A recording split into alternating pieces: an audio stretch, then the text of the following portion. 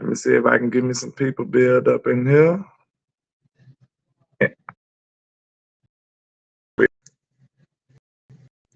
Let's see what's going on.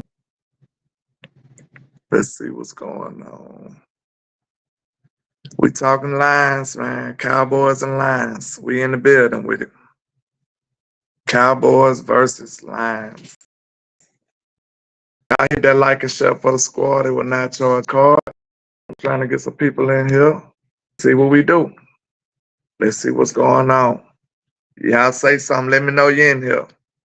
Okay, I see JVB, boy. Shout out to you. Shout out to Jay Word. Shout out to Bell. Shout out to y'all, man. Y'all hit that like and share for your boy, man, so we can get some people in here and discuss this family business. Discuss this family business. Yeah. I could quickly talk about Evans real quick too, but we're gonna talk a little Lions. But yeah, man, they said Evans, he got into a little incident and stuff I heard, but I ain't really worried about that. They saying that they think they could possibly get him back on the after he clear waivers or something, but we'll have to see if he clear. But you know, I feel like we lacking at the linebacker position, and we definitely need to be exploring our options in that aspect. Cause you know, looking at the tape, Damon Clark don't look too well. He looking a little lost. You know, everybody looks like LVE. I told you, I believe it's Scott McCurley's fault. And we might have to address him before we address anybody else. But I really feel like you know, but like we said, the only thing that can fix everything is Micah Parsons. Micah can fix the linebacker situation, at least for right now. Like, he might not be willing to. He might do it begrudgingly. But, hey, we'll see. We seen him do it willingly against Miami. He went crazy. He held it down. He helped us out. So I'm looking forward to seeing how he take the duties of linebacker going into this Detroit game, because we're going to need it. They're a physical running team, and, you know, we're going to need somebody to thump. We're going to need somebody to blow up some blocks. That's them type of characteristics we don't see from our linebackers. And playing alongside Micah Parsons, that might turn up some of these linebackers. That might make Damon Clark feel like, okay, this is how we supposed to do it. Okay, let's go. You know what I'm saying? So I'm looking forward to seeing Micah Parsons play a little more off ball.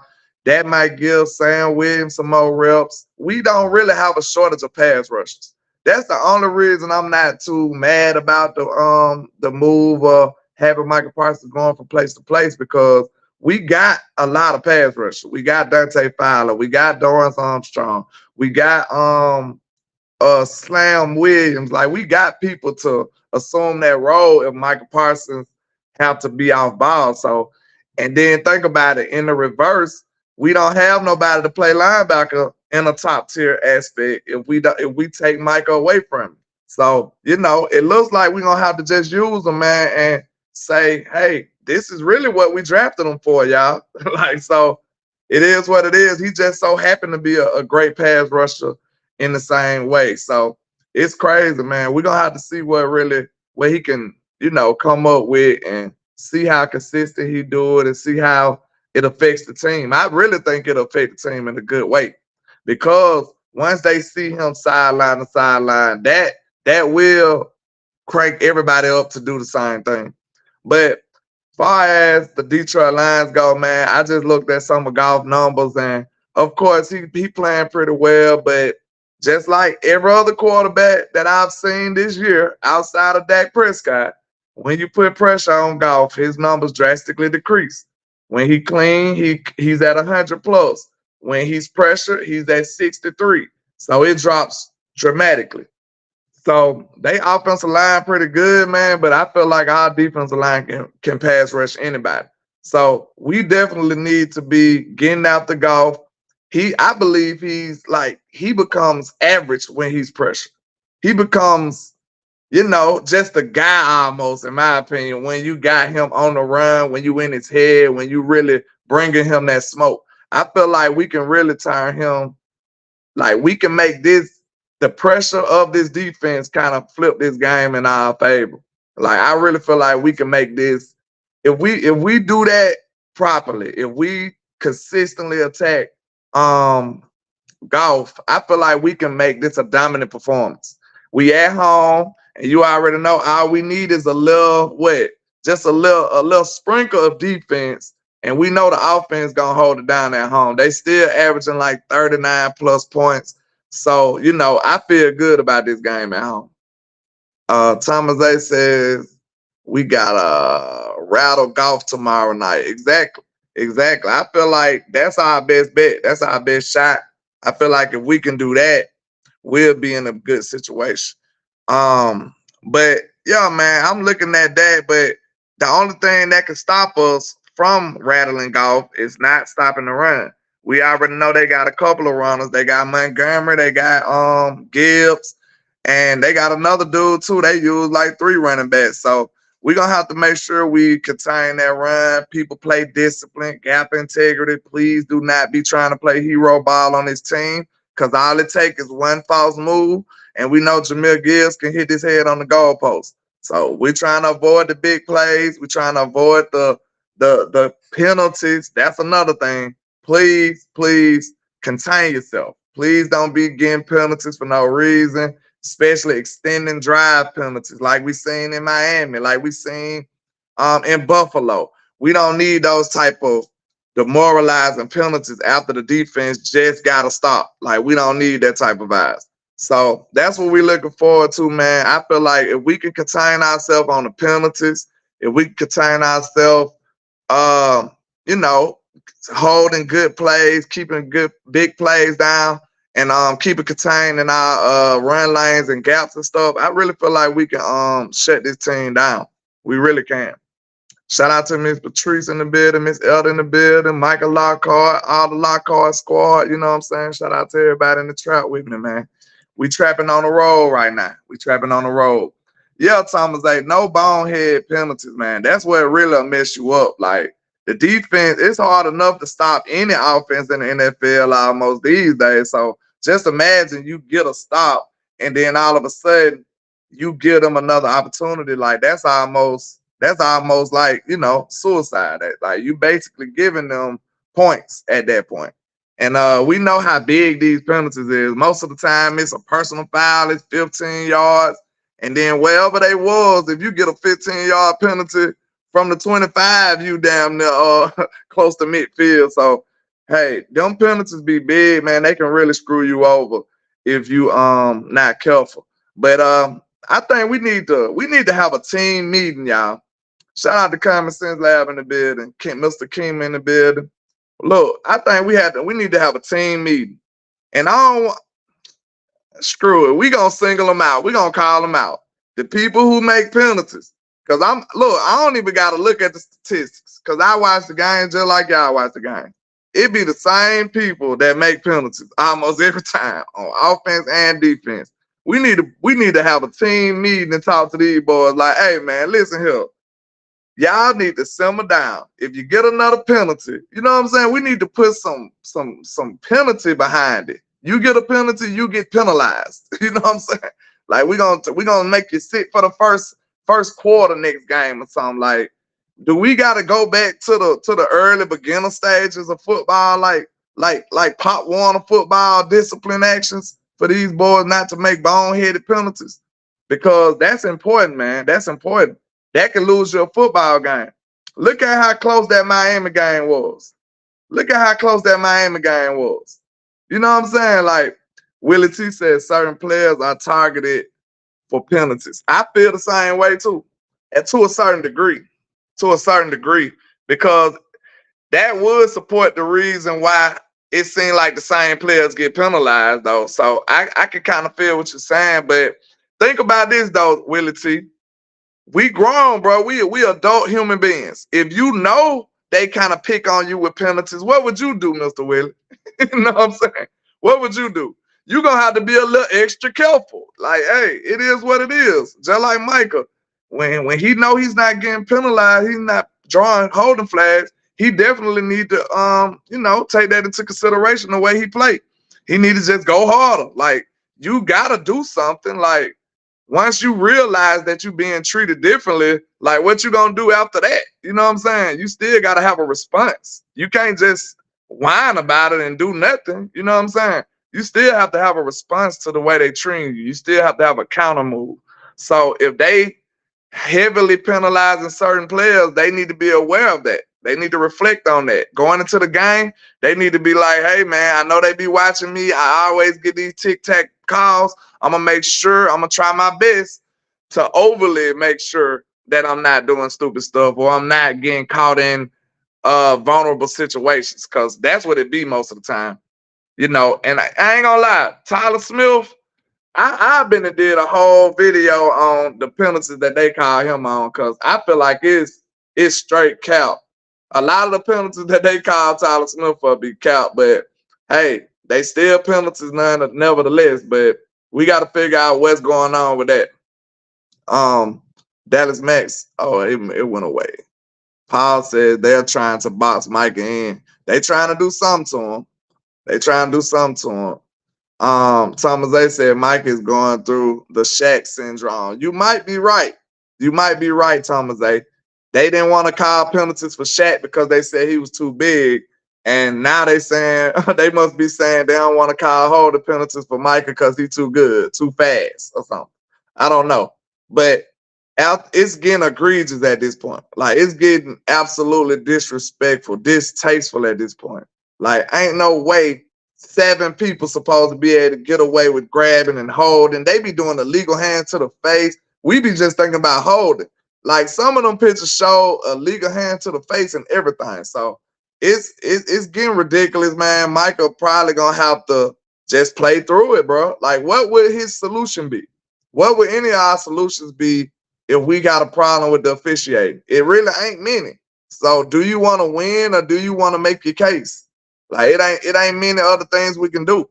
So I think the best way to go about it is just say, hey, they gonna do what they gonna do. I gotta take care of what I'm gonna take care of. I gotta handle what I can handle. So that's probably the smartest way to go about attacking this. You gotta realize that you the only one, you can just control what you can control. The rest of it is, you know what I'm saying, for the birds. If you can't control it, you ain't got no need to be worried about it. JVB boy says Micah Parsons getting 3 holding penalties, 3 stop drives. So yeah, you said he getting 3 holding penalties. This game, I wouldn't bet it. Mitchell said it's the pre-snap penalties. It went away. Hold on. I don't know how to work this thing. It's good on the phone, y'all, so forgive me.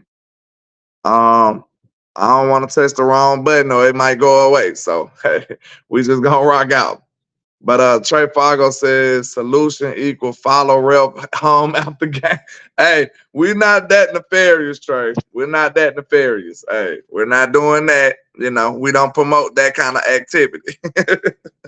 It's not that kind of party, Trey. You relax. Joe Trenchina says Parsons getting the same treatment like Tom Brady, but the reverse way. Brady used to get you knew if you breathed on Brady, you finna get a penalty. You already knew that. Willie T said Micah may need to snap or an offensive lineman for holding him. Snap on the offensive lineman for holding him. That ain't gonna do that. Micah almost snapped on the ref last game. And I promise you I felt it, y'all. I wasn't even mad at Micah, bro. Because after a while, like I said, everything got a boiling point, bro. Somebody got to pay for this after a while. Like, hey, man, how long are you going to hold me? How long are you going to hold me back? How long are you going to call penalties on me? Like Micah said, hey, y'all calling penalties on me, but y'all won't call nothing for me? Like, that's just, you're doing me bad, man. You're doing me bad. John Cofield says, yo, Micah got to play through it, but I need the front office to challenge the league on all the non-calls of holding on Parsons. Yeah, that's definitely a case. Like, I'm sure Dallas got a lawyer. Dallas lawyer need to be making their own case, getting ready to present his evidence, because it's disrespectful the way they doing Micah Parsons. Like, I don't even know, like, if you think about it, for him to still be affecting the game to the level he do at times, like, it's really astronomical. And he's getting held 90% of the time, man. Like I know 90% is crazy, but he getting held a large amount of the time, y'all. I sit up there and just with the naked eye just see holdings. On the broadcast view, on a regular game, I don't even gotta look at the all 22 yet. It be obvious. They just sit up there and hold a man. Willie T said players fight, get the refs to call the game both ways. Yeah. You might be. So you saying when players get into it, it make them call the game a little more fairly. They do have to tighten up a little bit after that too. That might be an interesting tactic though. That might be an interesting tactic. That's interesting. Mr. Chapman said, I believe the NFL is rigged. Lord, I hope not. I hope that ain't the case, Mr. Chapman. That would be terrible. Willie T said sometimes, oh yeah, I already read that. Yeah, I hope that's not true, Mr. Chapman. That would be absolutely sad news for the whole NFL community. Sometimes it make you feel that way though. I can't lie. I don't put nothing past nobody, but I would like to believe that it's not. Willie T says, yep. He said to get the game under control. Yeah, that makes sense though. That makes sense though, Willie T. I kind of like that tech. I kind of like that tech. Mr. Barnes said, what's the name of the song from Bossland segment? I'm him. That you gotta ask Mr. Boss Cowboy that. He the one with the sauce on the song. John Cofield says, landlord, at the end of the year, we need to make a highlight reel of the non-call holes on Parsons, and we need to make it go viral. That is a good idea. That's take a lot of work, but hey, it's a good idea though, because you got to actually point it out, and you got to make your legitimate cases. You got to show what the NFL rules are, and now they can't deny it. I have the NFL rules listed right here, like what is a hole in their eyes and what's a penalty from an offensive lineman in their eyes. I have the description on the side, and then I have the video pointing to them missing the call. So yeah, it wouldn't be too many arguments against that.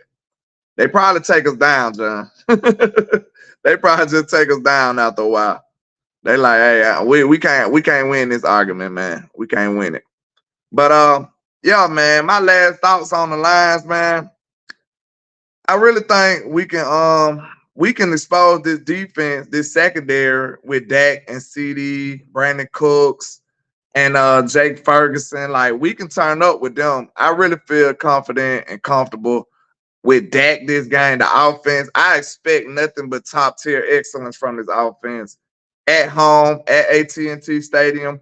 And I think we should be cocky and confident about that, man. When your team averaging 30, 40 points at home and they showed you this for 15 weeks straight, we need to make sure we stand on that. You know what I'm saying? And I feel like that should be expected. That's the standard right now.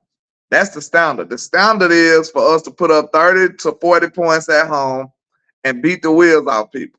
So I think that's the culture change. That's the Mike McCarthy, the Micah Parsons, the new regime culture change. I feel like that's kind of propelling that home winning streak. Because we had a problem with it when that stadium. Y'all remember when that stadium first opened? Like we couldn't win enough for nothing in the world.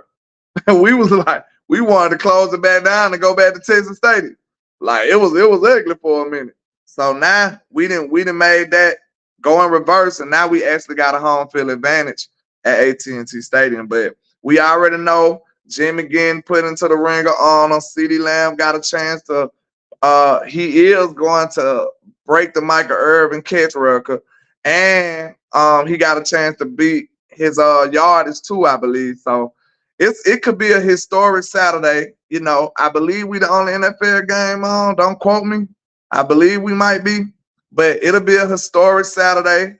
Jimmy going in. Maybe, look, y'all, we thought the curse was lifted all the way. Maybe it takes he actually going in and it actually being up there on the ring of honor for it to fully be gone. So, because it looked like some of the little curse the curse droplets was still on the team from the last couple of games. But yeah, maybe he have to actually be inducted into the Ring of Honor, and now the curse is lifted. What y'all think? Yeah, we the only team. Yeah, we the only team playing, man. So you know, the everybody, all eyes on the star. You know how we gonna get down. Them boys gonna show up. And let me see. I got a bold prediction. Yeah, I got a bold prediction. And then I'm gonna ride this thing on out. It's been a few weeks for Mr. Deron Bland, ain't it? I say I'm gonna call it right now. I say Deron Bland get him a pick off Jared Goff. I ain't gonna say a pick 6, but it's been a few weeks now. Deron don't have us. He don't hold us up like this. He don't stand us up this long. So I can see Deron Bland getting him a pick on Jared Goff. Yeah, and we might need to run Deron Bland on St. Brown for real, because we know he gonna throw the ball over there. It might be interesting. But yeah, man, I expect my team to be top tier on offense, tie their secondary up. I don't feel like their corners can match up with us. And I feel like Dak is unstoppable at home. This offense is unstoppable at home. And I already told you about how I feel about their offense and my defense. So I feel like the bold prediction will be Deron Bland, get him an INT. And what else? Cowboys win big. I feel like we win big. Who I like on Jameson. He ain't really, CJ, he ain't really even been cooking like that lately though. What's so crazy? So, you know, I don't want to put Gilly on him. Maybe I put Gilly on him and just let Gilly play off. Like if Gilly playing off 7 to 8 yards and it look like a goal ball, like he's not gonna let him run past him like that. And then if it's that long of a developing route, the pass rusher probably been got there by then. So I ain't really too worried about Jameson just running past Gilly like that, because he gonna play off. Gilly's smart. Like he gonna be able to recognize the routes and stuff like that. And I might put St. Brown on. I might put Brian on St. Brown. Like I know y'all know I like to put Gilly on the ones who the most dangerous, but it feel like Bland can match up with St. Brown. It feel like Bland can match up with St. Brown. Let's see. Yeah, and LaPortia, this gonna be a big matchup right here, and this is my last thing I'm gonna say. LaPortia, we need J-Run to show up. If J-Run ain't gonna be able to show up and actually have a good game against Sam LaPortia, we might need to incorporate some Ranye Thomas, or a little bit of Hennythemoor. We need somebody who can contain him, because that's Jared Goff security blanket. It became one of his favorite targets. He keep this offense moving. A top 5 tight end already in the league. He's a big part of their offense. So if J-Ron Kurtz looking shaky early, to me, I put somebody like Izzy or either Ranye on him to slow him down. Izzy might lock him up though. You know what I'm saying? Friend of the show, Mr. Israel Mukwamu, you know what I'm saying? Shout out to him. I really feel like he can lock them up. He can lock LaPortia up. He got the size and the speed, and I feel like he can hold it down. But, man, I appreciate all the love and support, man. Y'all make sure y'all hit that like and share for the squad. It will not charge a card.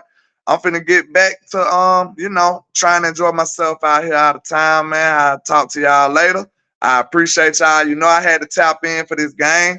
I will be trying to do content, sparingly, man. So I appreciate y'all. I hope y'all support it.